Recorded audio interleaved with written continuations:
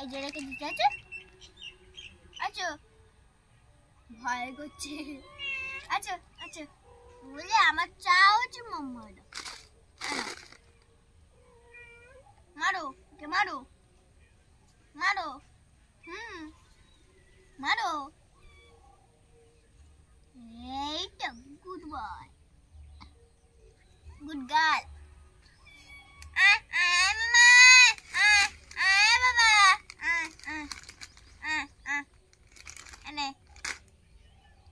ভয় করে খুব তো গাছে উঠছিস। হ্যাঁ খুব তো গাছে উঠছিস। দেখি ওঠ আমি খাচ্ছি না কেন। ওঠ খুব তো গাছে ওঠো তুমি। দেখি নামো নামো। ও বাবা কিভাবে নেমে গেল দেখেছো। খাবার নাবো। ও মা বলো তো আমার পেটে খুলে কি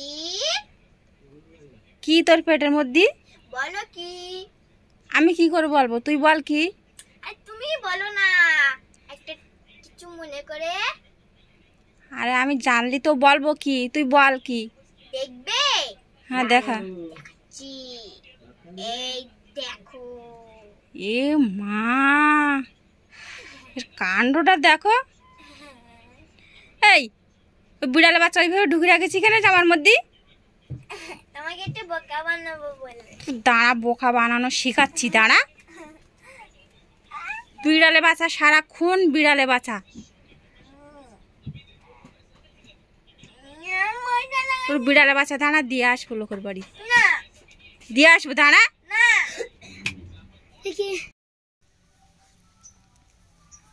কি করছি মনা তুই।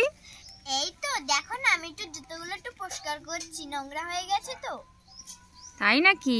হ্যাঁ বাবা তুই তো তাহলে বড় হয়ে গেছি। এবার থেকে তাহলে তোর সব কাজ তুই নিজে নিজে করে নিবি। ঠিক আছে। আমি আর কিছু করে দিতে পারবো না কিন্তু। আচ্ছা লাগবে না করে দেবা আমি করব। ঠিক আছে তাই করবে। তা এত জুতো টুতো পরিষ্কার করা হচ্ছে কেন কোথাও যাওয়া হবে নাকি। হ্যাঁ একটু মা বাবা যাবো ভাবছিলাম। তাই মামার বাড়ি যাবে। হ্যাঁ তো কোন জুতোটা পরে যাবে মামার বাড়ি। আমি এই দুটোর মধ্যে তো আমি হিল তলাটা পরে যাব কারণ এখন তো গরমকাল এসে গেছে ওই জন্যে আমি বুটটা পরে যাব না ওই জন্য আমি হিল তলাটা পরে যাবো। এই দেখো কি সুন্দর দেখো। হ্যাঁ জুতোটা সত্যি সুন্দর। এখন আমি এই বুটটা পরিষ্কার করে নেব নিয়ে ধুয়ে দেব।